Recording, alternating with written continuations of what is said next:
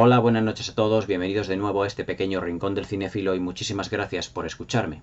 Antes de empezar el vídeo con la crítica, con el comentario de la película para cerrar lo que es el miniciclo de las películas de la Hammer que inicié ya hace unos cuantos días,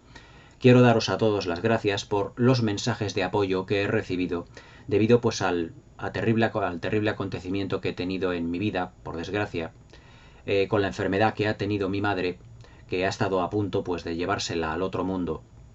que ha estado a punto de fallecer, pero que gracias a Dios realmente pues ha podido salvarse, gracias a la acción de los médicos, de los profesionales, y gracias evidentemente pues que se ha podido coger a tiempo todo esto, y que la verdad es que mi madre pues ahora pues está en periodo de recuperación y que poquito a poquito pues irá pues remontando. Y la verdad es que pues para eso para mí pues ha sido pues toda una alegría pues cuando ya a mi madre pues ya no la daban prácticamente ni siquiera horas de vida. Pero bueno, gracias a Dios y gracias a los médicos pues todo esto se ha podido subsanar. Ya os digo que muchísimas gracias a todos aquellos que me habéis puesto un comentario, a todos aquellos que habéis estado en el canal, que me habéis escrito pues todos estos comentarios, porque la verdad es que en ese momento yo realmente, sinceramente lo necesitaba, porque han sido momentos muy difíciles para mi familia y realmente momentos absolutamente trágicos. Pero bueno, nuevamente os doy las gracias, mil gracias a todos, de todo corazón. Y vamos a pasar, pues, sin más dilación, a comentar pues la última de las películas del miniciclo de las películas de la Hammer que ya había iniciado días anteriores antes de que ocurriera todo esto. Y que bueno, pues había iniciado pues con muchísima ilusión y que vamos a cerrar a este miniciclo y que vendrán, evidentemente, más comentarios de las películas de la Hammer.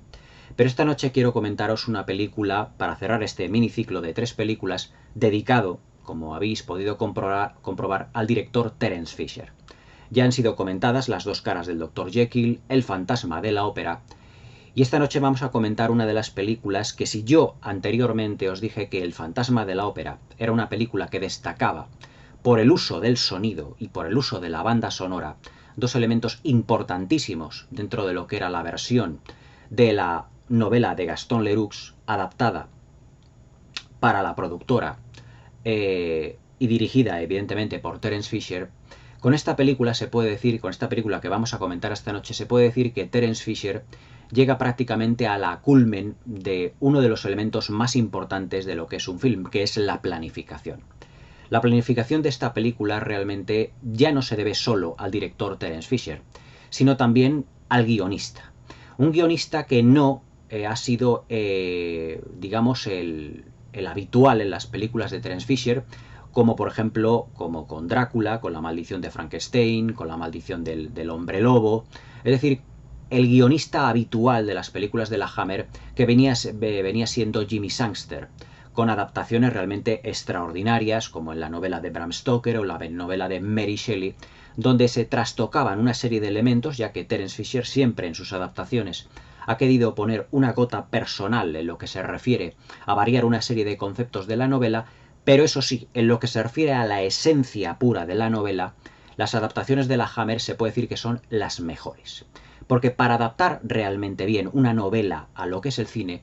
a lo que es la televisión, mejor dicho, a lo que es realmente una pantalla, lo importante es la esencia, la ambientación, la puesta en escena y evidentemente todo lo que son los personajes, pero no abarcando todos en sí mismos, sino recogiendo la esencia de cada uno de ellos y plasmándolo, haciendo ligeras variaciones para que no se parezca la versión de la Hammer a la de las demás adaptaciones. Es decir, como adaptación, digamos que las adaptaciones que hacía Jimmy Sangster, ya fueran de Drácula, ya fueran de la maldición de Frankenstein, lo que recogía Jimmy Sangster era la esencia de las mismas, de las novelas mismas, y lo que hacía era llevarlo al terreno de la productora, es decir, al terreno de la Hammer. Pero en la película que vamos a comentar esta noche, Jimmy Sangster, se puede decir que Michael Carreras, el productor de las películas de la Hammer, y Anthony Nelson Kills, lo que son los productores y productor ejecutivo, se puede decir que no contaron con la presencia de Jimmy Sangster, sino que contaron con la presencia de un escritor que a la vez también era director, que era el director John Guilin, que además John Guilin realizaría posteriormente para la Hammer Dos películas también muy importantes que aquí yo comentaré posteriormente en el canal, que son La plaga de los zombies y El reptil. Pero en esta película se puede decir que John Gillen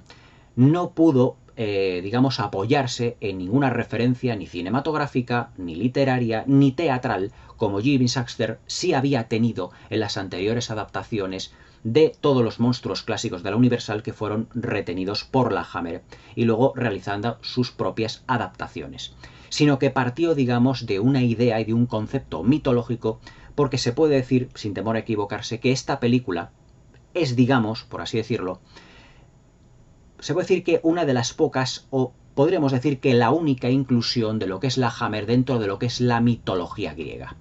Seguramente ya estaréis adivinando cuál es la película que vamos a comentar esta noche, y es uno de los títulos que por planificación y por técnica es uno de los más sobresalientes de todo lo que es la filmografía de la Hammer y de la filmografía personal de Terence Fisher. La película que vamos a comentar y que yo también tengo en DVD es nada más y nada menos que La Gorgona, o también titulada aquí en España La leyenda de Bandorf, filmada en el año 1964 por Terence Fisher, escrita por John Gillen y protagonizada por Peter Cushing, por Christopher Lee, realmente un dueto extraordinario, por Barbara Shelley, por Patrick Troughton y también por Richard Pasco. Realmente un elenco de los más lujosos que la Hammer podía permitirse a principios de los años 60. Es decir, si en la mayoría de las películas en las que Terence Fisher destacaba en lo que a interpretación de actores se refiere era con Christopher Lee, con Peter Cushing, en La Gorgona se puede decir que no es una excepción.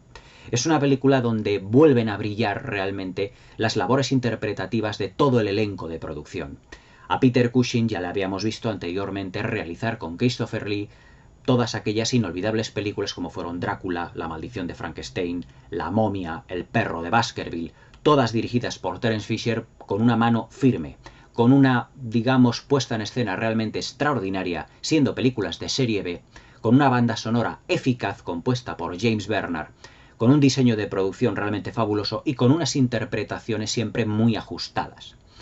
Se puede decir que La Gorgona no es que destaque o que sea la mejor película de Terence Fisher, pero sin duda se puede decir que es una de las más destacadas en lo que se refiere a planificación. Y ya os digo, en la planificación no solo estuvo la mano maestra de Terence Fisher, sino que John Gillen, que también era, ya os digo, director, al escribir el guión, digamos que lo escribió como él fuese, como si fuera él a dirigir la película.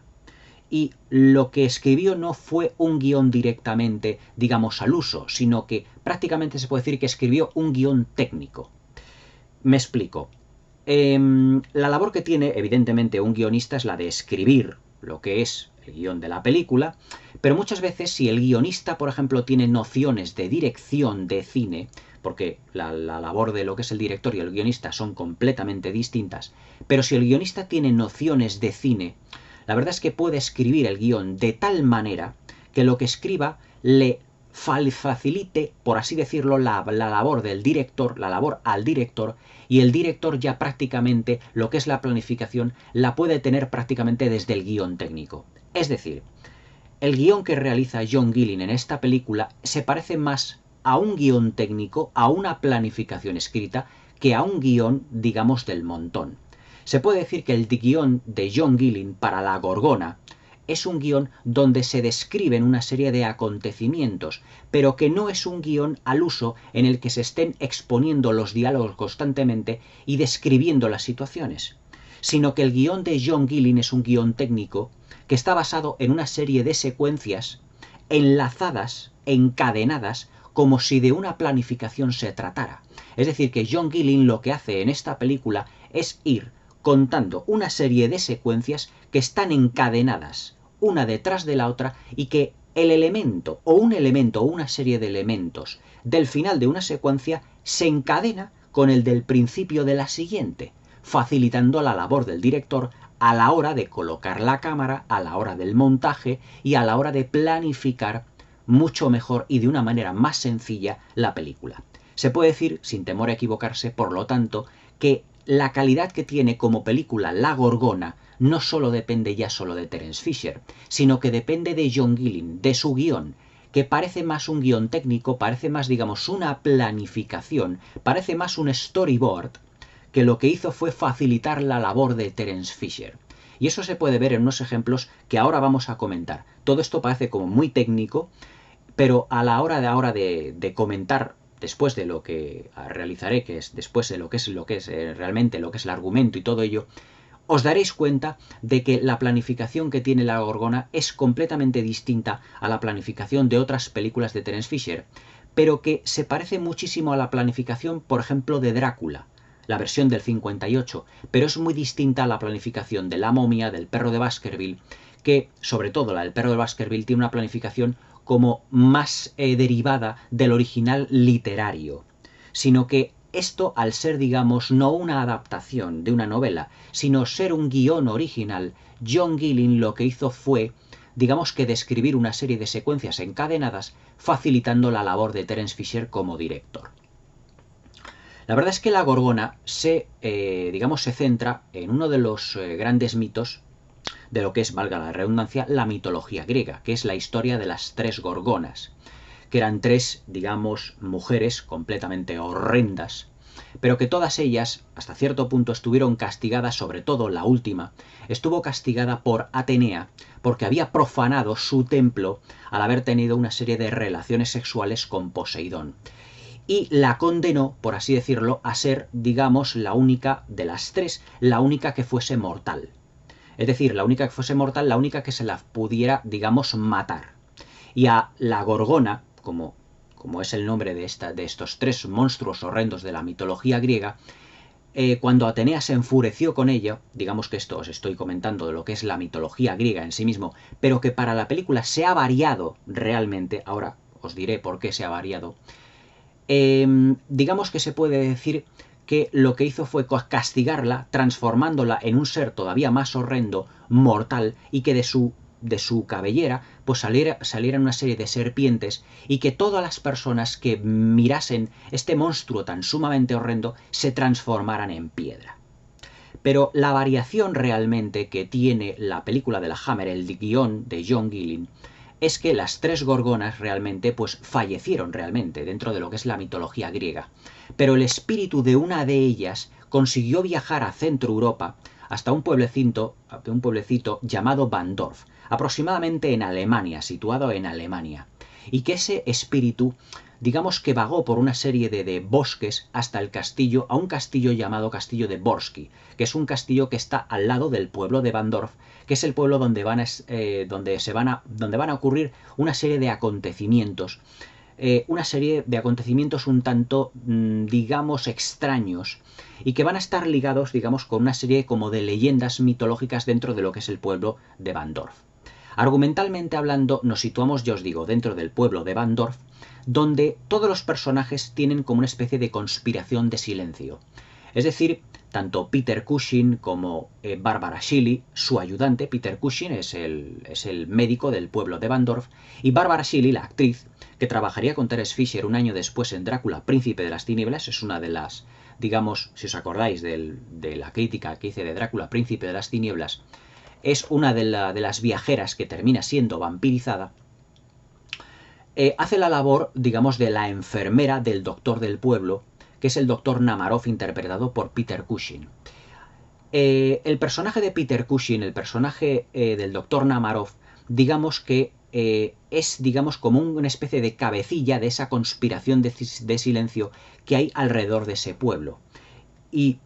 ese pueblo, digamos que no quiere que nadie descubra el espíritu realmente de esa gorgona. El espíritu de la gorgona que vaga por los bosques y que evidentemente en las noches de luna llena sale, posee un cuerpo de un mortal, en este caso de una mujer, de una mortal, y lo que hace es transformarles en piedra a todas aquellas personas que se encuentran con él en el bosque o en el castillo de Borsky. Otro de los elementos que John Gillen utilizó de la mitología griega es que la gorgona, llamada en esta película Meguera, lo que hace, digamos, es para atraer a sus víctimas utilizar una especie de cántico. Un cántico que también proviene de la mitología griega. Un cántico muy parecido al que las sirenas tenían, o que utilizaban para atraer a Ulises en la famosa novela La Odisea. Pues ese cántico, digamos, es utilizado también por Meguera, por la Gorgona, en esta película para atraer a las víctimas.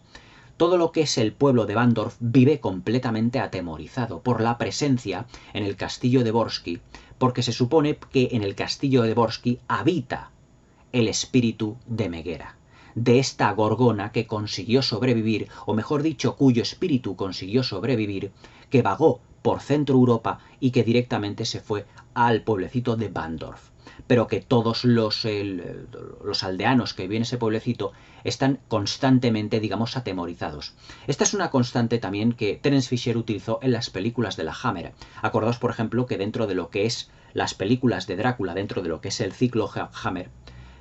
todos los habitantes de los pueblecitos, ya sea de Karlsbad o de Kleinenberg, los pueblos donde están, evidentemente, el castillo Drácula está cerca de estos pueblos,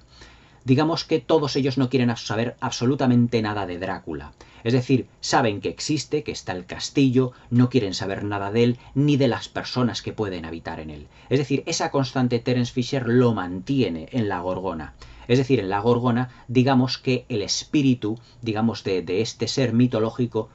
digamos que vaga por una serie de estancias de lo que es el castillo de Borsky y también por una serie de bosques alrededor del pueblo de Bandorf. Argumentalmente hablando, digamos que es el esquema, digamos, argumental principal que tiene la película. Pero entrando ya más de lleno en el argumento, la película tiene un arranque realmente sobrecogedor. Y como en todas las películas de Terence Fisher, siempre vamos a tener una serie de personajes que van a servir como cabeza de turco, es decir, como elemento para que nosotros conozcamos, digamos, de qué va a ir lo que es la película. Es decir, es una declaración de intenciones los primeros minutos de la película de lo que realmente vamos a ver en este film. Hay una especie de cabaña cerca del castillo de Borsky, en esos bosques encantados, en esa puesta en escena tan lúgubre y tan gótica que Terence Fisher nos mantiene en todo momento en la película, en la que vive un pintor. Y ese pintor, digamos que tiene, digamos, como a una amante, pues como modelo, y esa amante le dice que se ha quedado embarazada. Lo que ocurre es que cuando el pintor se entera de que su amante, la modelo que está utilizando para sus pinturas, para sus cuadros, ha quedado embarazada, pues decide ir a hablar con el padre. Y entonces ella intenta pues salir detrás de él corriendo, atravesando todo lo que son lo que son los bosques cerca del castillo de Borsky. Lo que pasa es que, claro, deducimos que esta mujer trata de decirle a su amante, decirle al pintor, que no pase por esos bosques.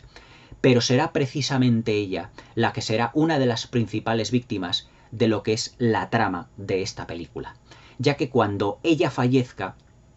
evidentemente petrificada, mejor dicho, gorgonizada, convertida en piedra por la Gorgona, es la que va a desatar toda una serie de acontecimientos en el pueblo de Bandorf que realmente darán lugar a una trama detectivesca dentro de lo que es el argumento de la película, en el que se verán involucrados muchísimos personajes. La Gorgona es una de las películas de Terence Fisher donde hay un más ir y venir de personajes constantemente. Es decir, no solo tendremos a lo que es el fallecimiento de lo que es esta chica, de la modelo, también el fallecimiento de lo que es en extrañas circunstancias de lo que es su amante, el pintor, y también tendremos la presencia tanto del padre como del hermano del pintor intentando averiguar cómo realmente han muerto, digamos, tanto su hijo como su hermano. Pero claro, como ya os he dicho, dentro del pueblo de Bandorf hay una especie de conspiración de silencio para que al espíritu de la Gorgona no se la moleste. Pero toda esa conspiración de silencio vendrá, digamos, manipulada por el personaje de Peter Cushing, que aquí no hace, digamos, como de héroe de la función, sino que hace de antihéroe, porque él es el que está, digamos, a cargo, digamos, como médico, de hacer la autopsia a todos los cadáveres, porque ha habido una serie de muertes en el pueblo de Bandorf.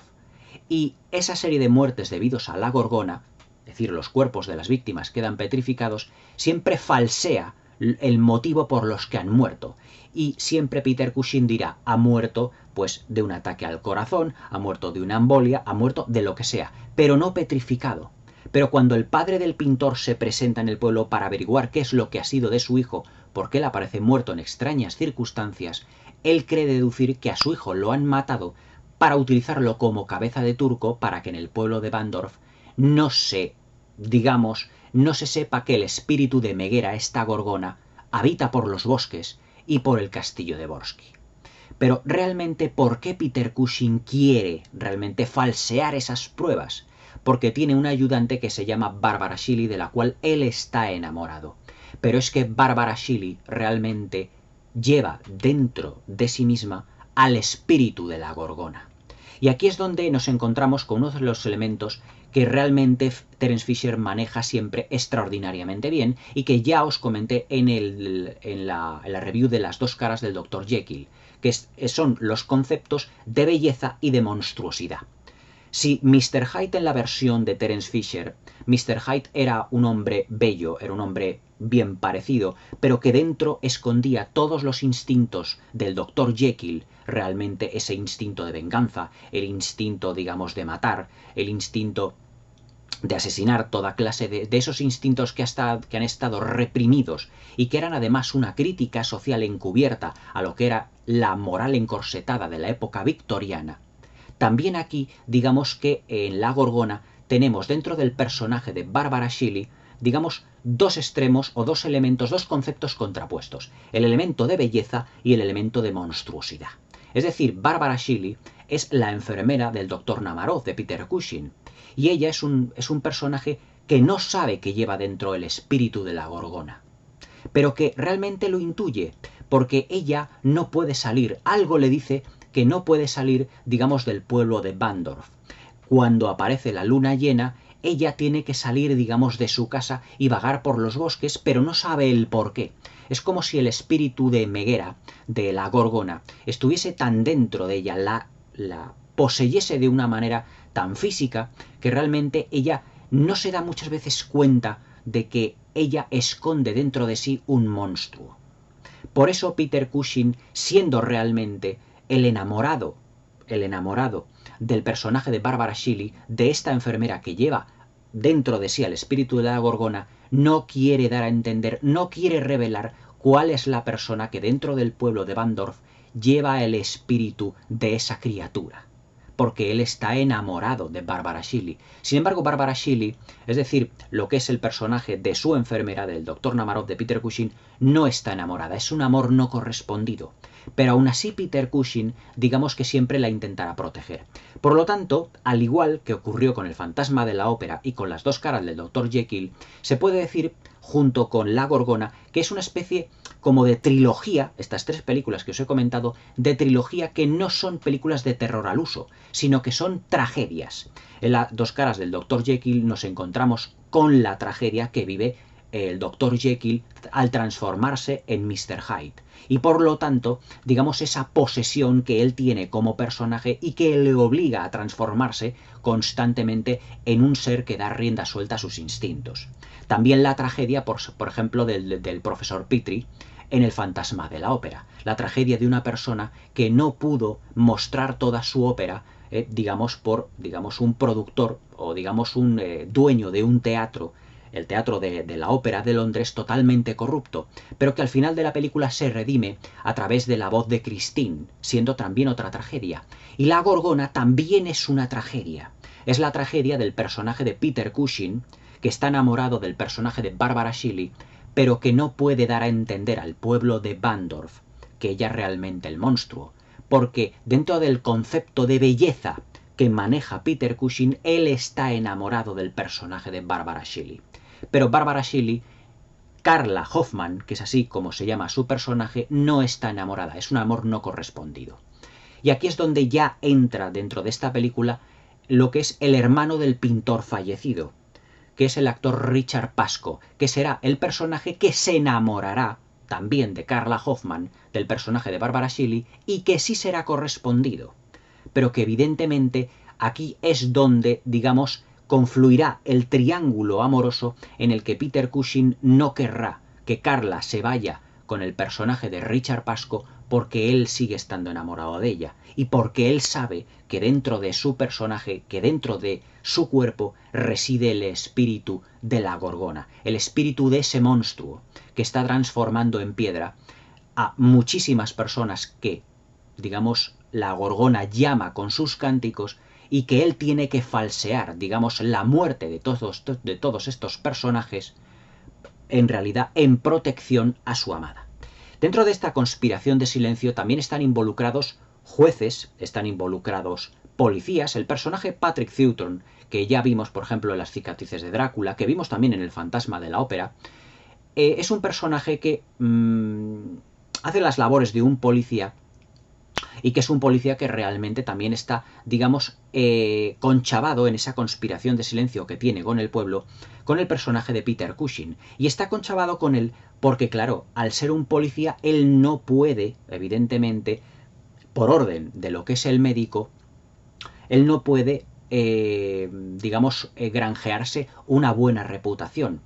porque él no es capaz, digamos, él no es capaz de decir por qué han muerto todas esas personas petrificadas, sino que él está en contacto con el profesor, digamos, mejor con el médico, con Peter Cushing, porque realmente su labor se puede decir que no sirve para nada. Él no está resolviendo ningún caso. Él encuentra los cadáveres, se los lleva a Peter Cushing y Peter Cushing falsea el motivo por el cual mueren. Es decir, que todo es una conspiración. Incluso hay una secuencia de un juicio en donde cómo murió el pintor del principio de la película, y aparece el padre, que luego será gorgonizado, y le irá diciendo a Peter Cushing que, por favor, necesita el saber cómo murió su hijo, pero Peter Cushing, evidentemente, en esa conspiración de silencio, no puede revelar,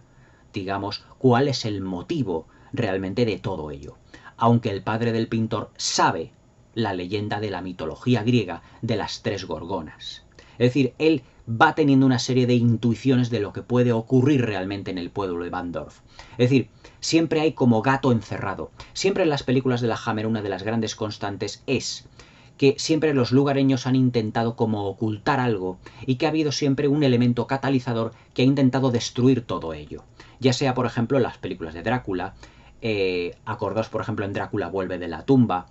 cuando el protagonista, pues aquel chico que era ateo, pues decide romper, digamos, con su ateísmo,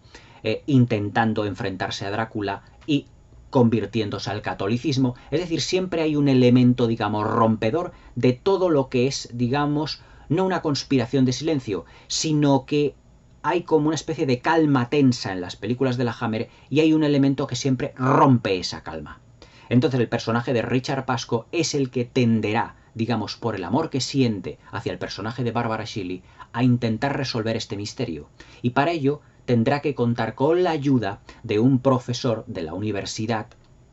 de Alemania, que es el personaje de Christopher Lee, que hará, digamos, de detective junto al personaje de Richard Pasco para resolver todo lo que es el enigma de la Gorgona. Hasta que, claro, se van dando cuenta que la Gorgona, el espíritu de la misma, se halla realmente dentro del personaje de Barbara Shelley. ¿Cómo lo descubren? Pues porque realmente Terence Fisher dentro de la película, al espectador, aunque no lo sepamos, nos va dando una serie de pistas visuales. Y aquí es donde entra dentro la planificación tan extraordinaria que yo os decía al principio de lo que era el vídeo. Y ahora es donde lo vamos a analizar paso por paso.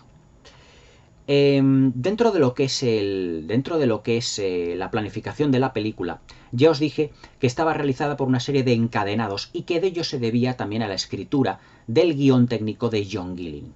Hay una secuencia en la que la modelo, que es gorgonizada, que es petrificada al principio de la película,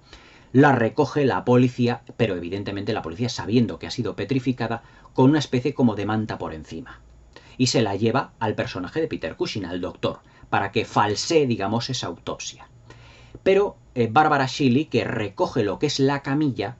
se da cuenta de que hay un brazo con un color completamente como grisáceo, de piedra, porque tropieza con la camilla y se le rompe un dedo a lo que es esa estatua de piedra. Y ella, en un plano completamente, en un primer plano, se queda como obnubilada porque, claro, evidentemente ella no sabe, ella está encubriendo todo esto, pero también Peter Cushing la mantiene un poco al margen.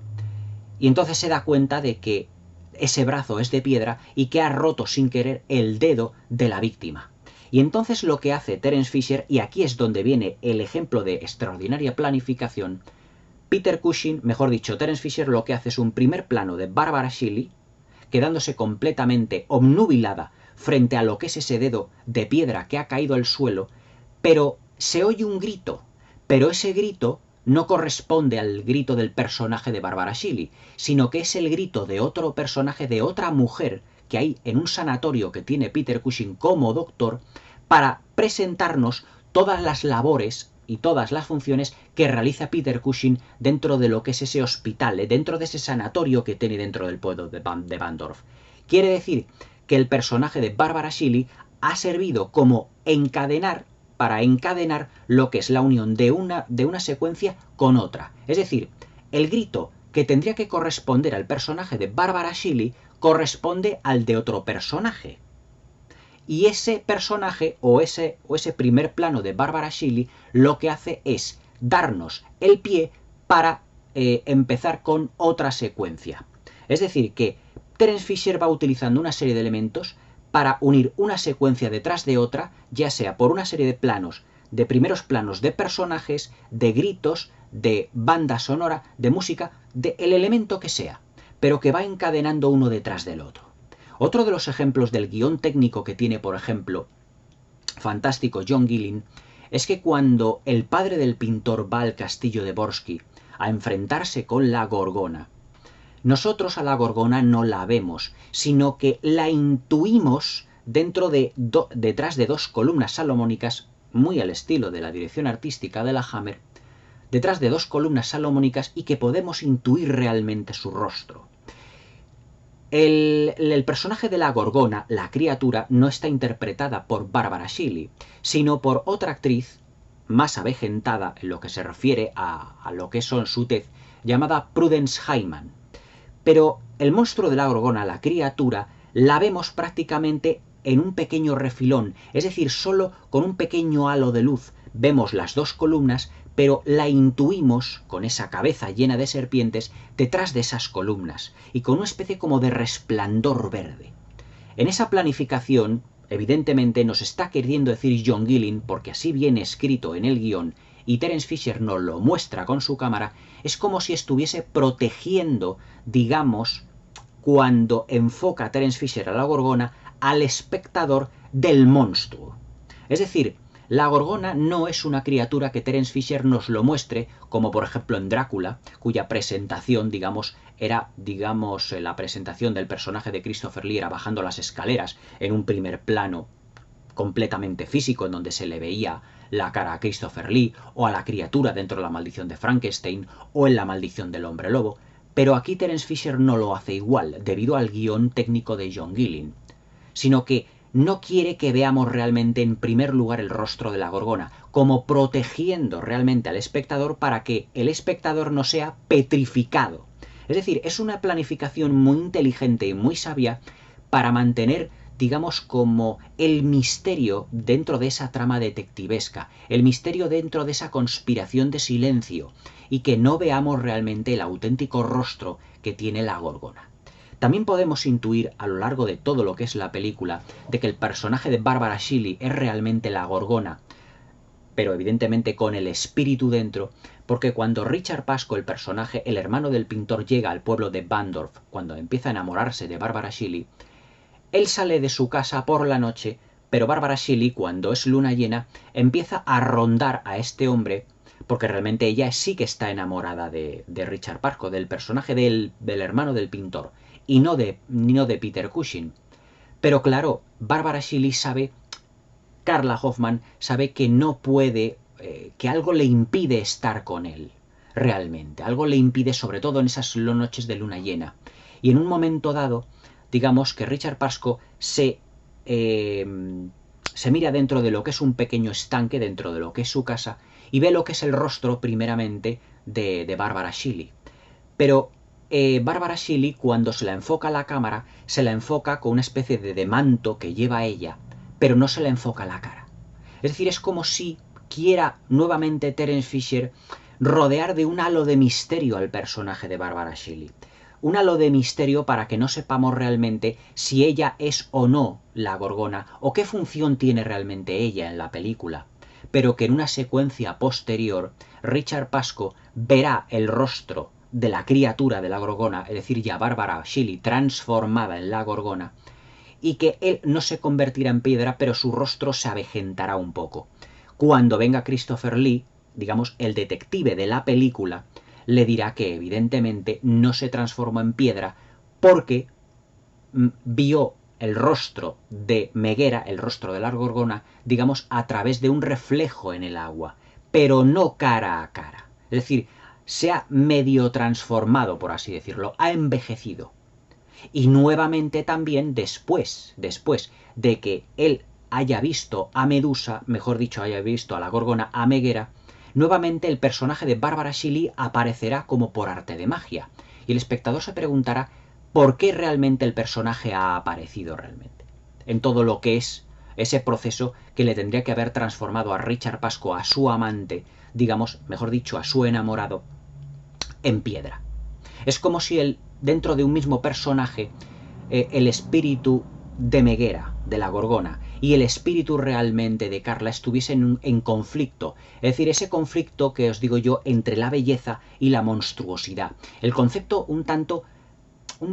digamos, trastocado como el concepto de la bella y la bestia, pero no dos personajes distintos, sino que fueran solo un mismo personaje, pero que la bestia, ese monstruo, estuviese dentro del espíritu, estuviese dentro del cuerpo de Barbara Shelley, pero ella sin saberlo. Es como el hombre lobo, es como el mito del hombre lobo. Es decir, la Gorgona sale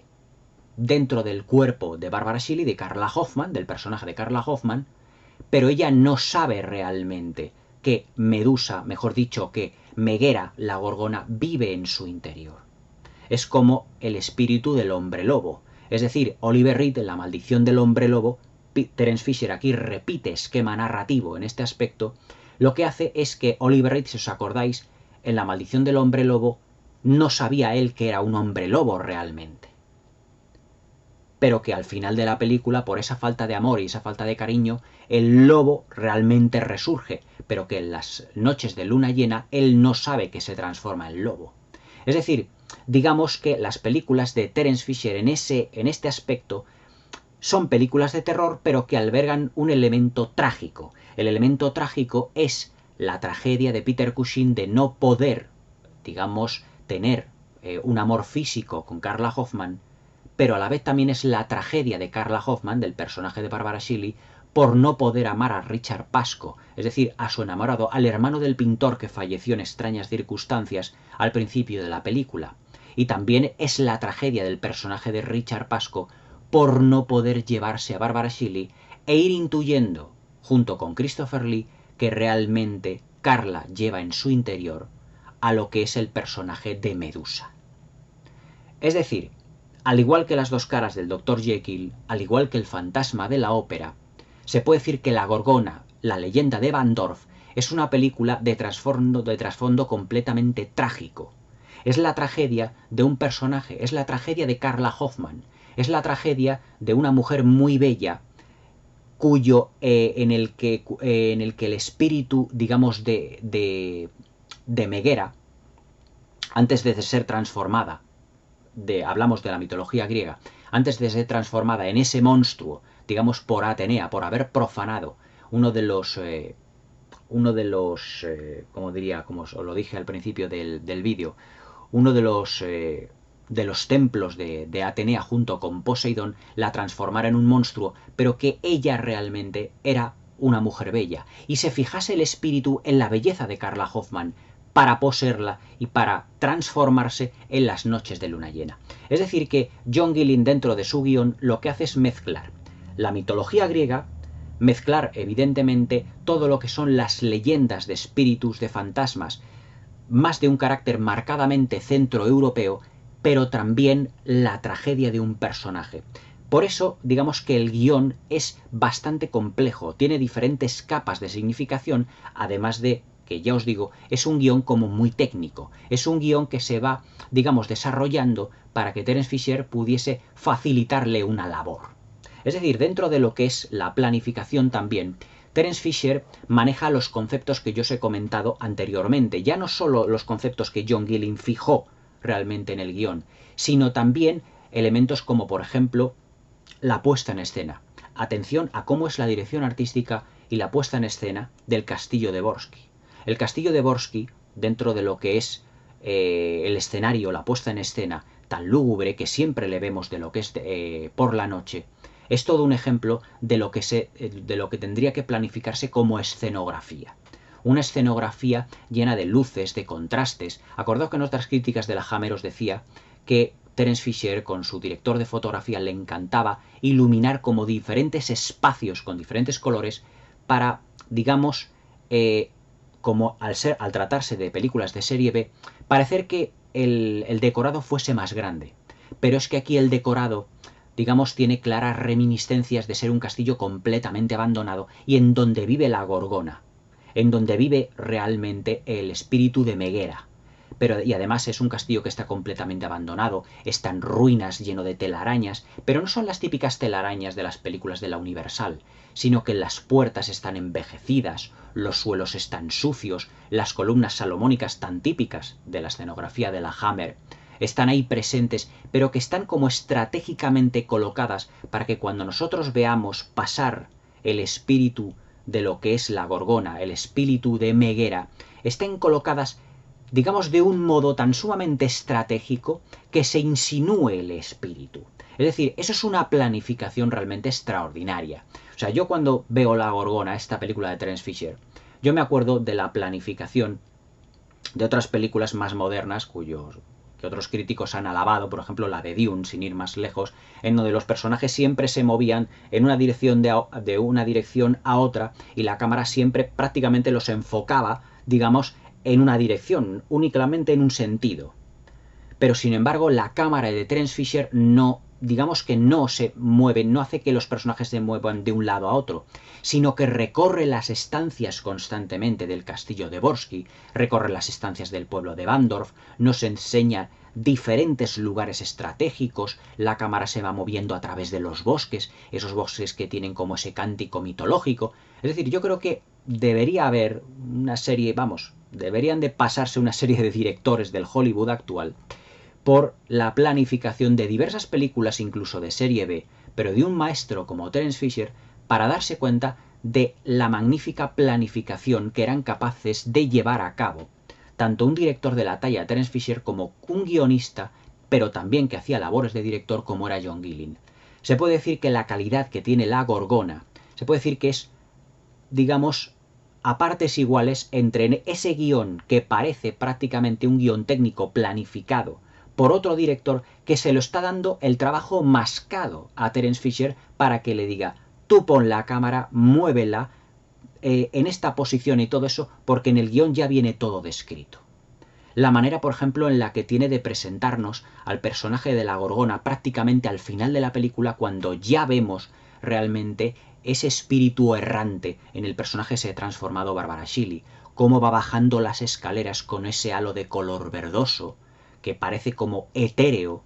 totalmente etéreo, con esos rasgos un tanto envejecidos, los ojos inyectados en sangre, luego también con las serpientes, que bueno, al tratarse de un film de serie B no están excesivamente conseguidas, pero que lo que realmente importa es cómo está enfocada la puesta en escena. Luego también ese Technicolor desaturado, porque esta película está filmada en Technicolor, pero no tiene un Technicolor fuerte, no tiene un Technicolor de colores demasiado saturados, sino que son desaturados, digamos, para darle como un aire como mucho más etéreo y mucho más atmosférico. Luego también la utilización de la banda sonora. La utilización de la banda sonora en esta película me recuerda mucho a cómo utilizaba Alfred Hitchcock la banda sonora de Bernard Herrmann en Psicosis. Por ejemplo, si os acordáis la escena de la ducha, cuando Janet Leigh se da la vuelta para ver a Norman Bates que la va a matar con el cuchillo, en ese momento se oye el grito y la banda sonora se eleva con esas notas musicales tan conocidas. Cuando en la secuencia anterior que yo os he dicho, en la que Carla, digamos, va con el cuerpo de la mujer ya petrificado y le da un golpe sin querer y le corta un dedo de la mano convertida completamente en piedra, tenemos un primer plano de Carla completamente asustada y en ese momento se oye ese grito, pero que no pertenece a ella, sino que pertenece a otro personaje que va a enlazar con la siguiente secuencia. Es lo que os contaba al principio del vídeo, que Terence Fisher dentro de su planificación lo que hace es enlazar y encadenar las secuencias en el que un elemento, digamos, de una secuencia sirve para comenzar la secuencia siguiente, lo que se denomina en cine los encadenados. Pues en esta película hay muchísimos encadenados, muchísimos más que en El cerebro de Frankenstein, que en La maldición de Frankenstein o que en Drácula. Pero todo ya, os lo digo, se debe al guión de John Gillen,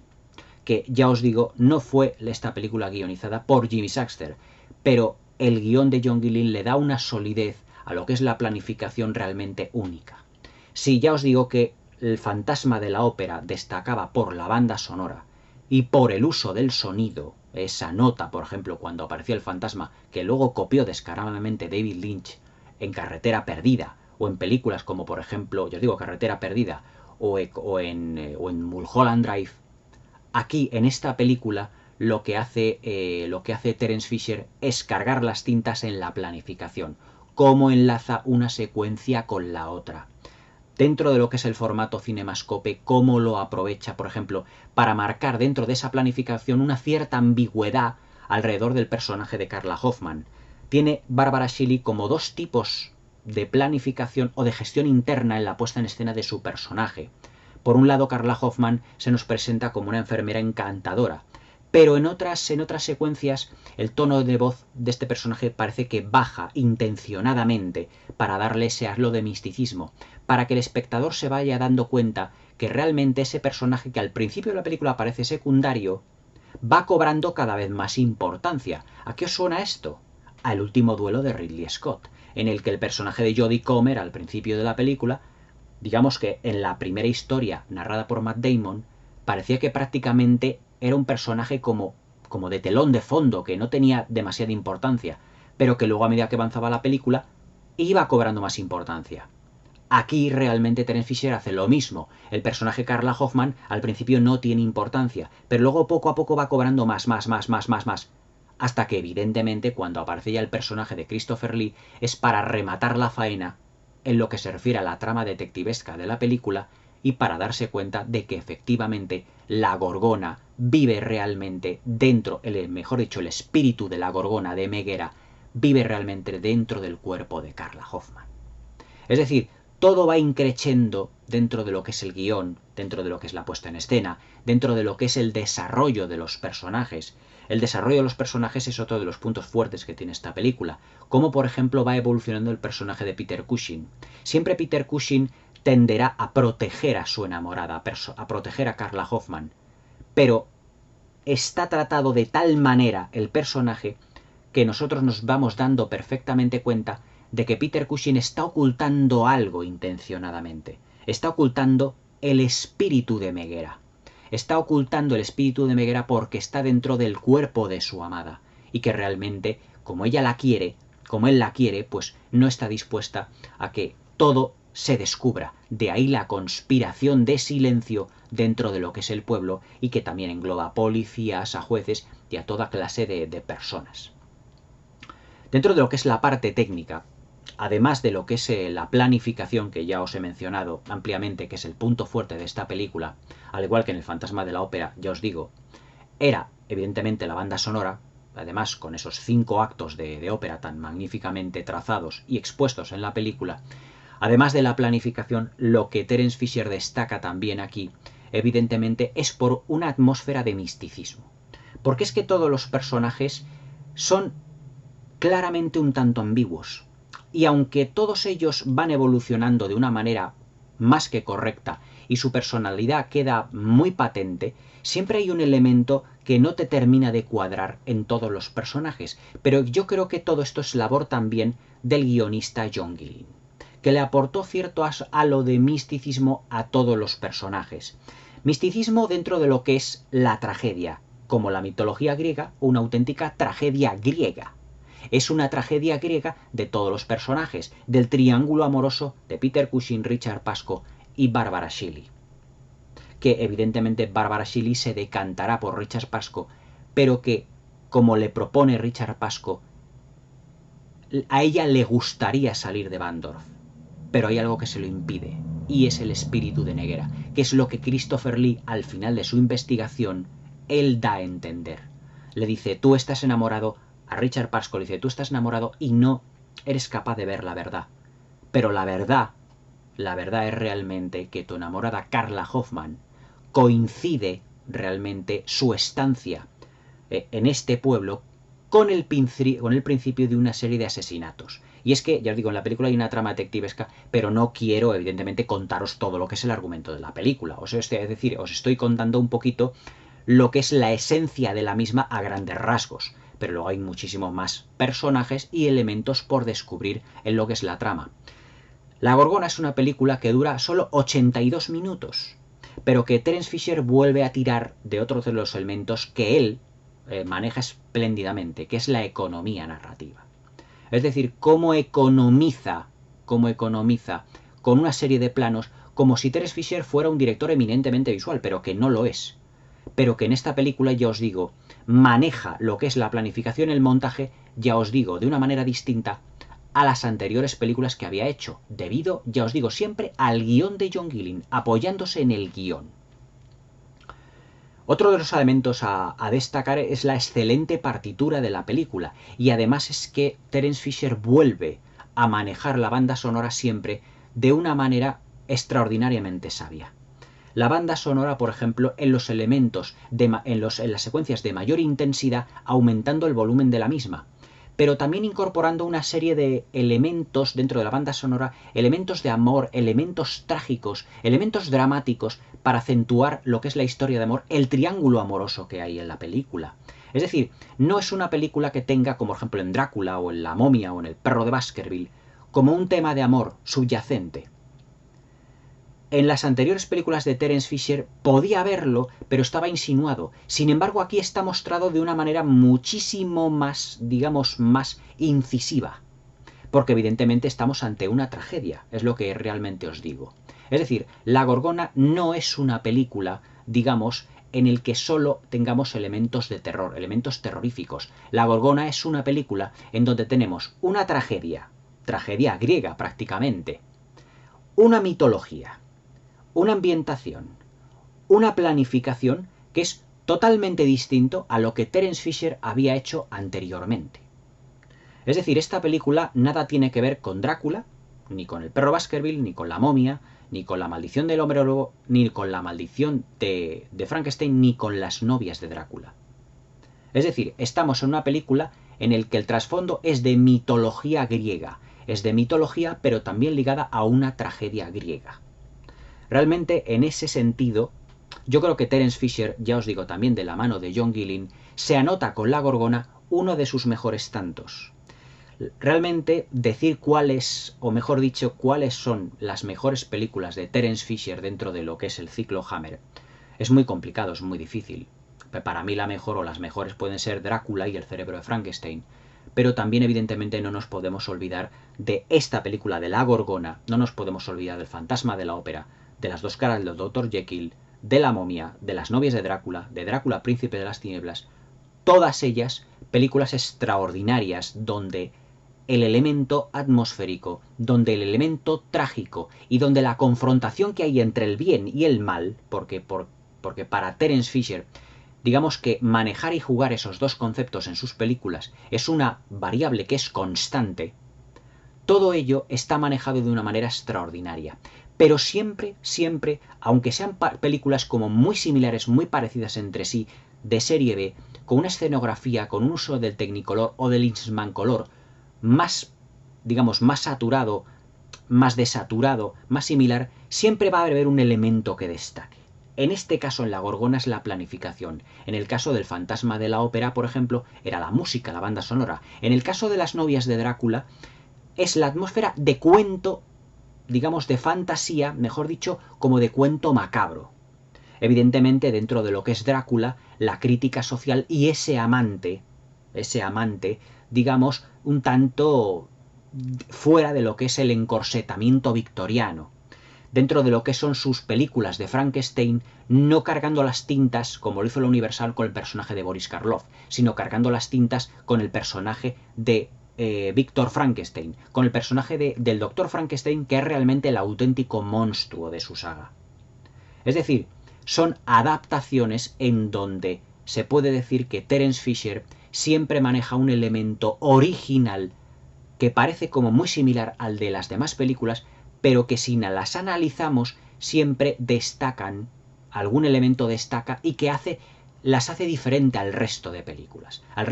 de su filmografía. Por eso el cine de Terence Fisher es realmente tan extraordinario, tan fabuloso, porque siempre maneja una serie de constantes de calidad que mete en sus películas, pero que cada una de ellas individualmente destacará por algo. En el caso de La Gorgona, por la magnífica planificación, que ya os digo, muchos directores, como por ejemplo Denis Villeneuve, podían pasarse por las películas de la Hammer, porque la verdad es que la planificación de muchas de ellas, y sobre todo de esta película de La Gorgona, yo creo que su planificación debía de estudiarse en escuelas de cine. Porque es que yo creo que en lo que se refiere a encadenados, La Gorgona es una de las películas más sobresalientes que yo he visto en mi vida.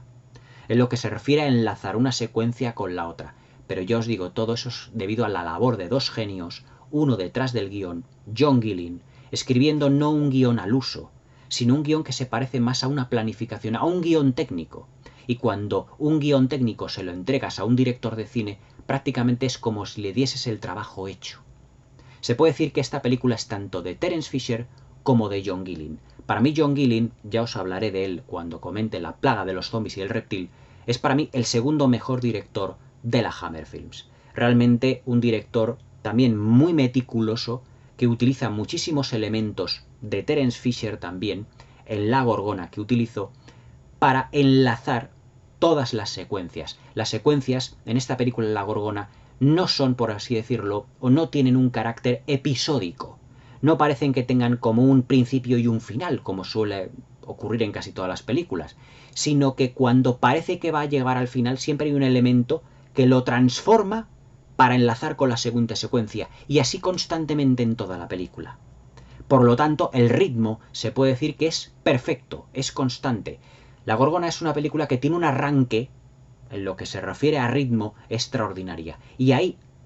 hasta los 82 minutos de proyección, se puede decir que es una película que no para en ritmo, no da un minuto de respiro. Siempre en todas las películas hay alguna secuencia de transición donde dices, bueno, pues aquí hay un elemento humorístico, por ejemplo el personaje de Miles Milson en otras películas de Terence Fisher para la Hammer, pero es que aquí no hay un Miles Milson, no hay un personaje, digamos, que sirva como para hacer descansar al espectador, no como elemento de humor macabro, sino que constantemente la película va increciendo.